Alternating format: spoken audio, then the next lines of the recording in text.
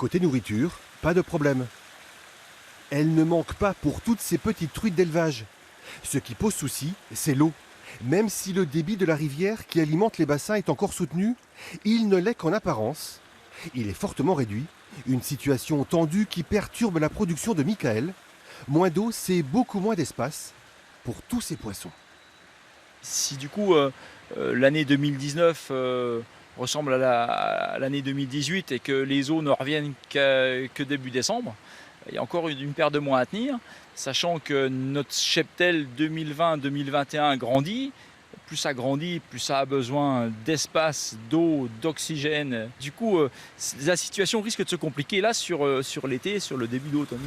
Des aérateurs pour compenser le manque d'oxygène ont même été installés. Il s'agit de maintenir coûte que coûte le poisson en vie et l'heure est déjà au bilan. Michael a déjà fait ses comptes, une baisse de sa production de 15 à 20% par rapport à l'an passé. Dès l'instant où on a moins d'eau, moins de débit d'eau, on a moins d'oxygène dans l'eau, moins de renouvellement, des risques que les eaux montent en température, surtout dans les périodes comme on a connues dernièrement.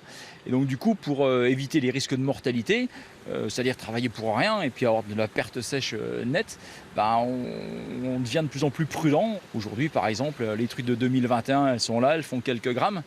Je ne sais encore pas ce que je vais garder pour 2021 si les périodes sèches-là continuent.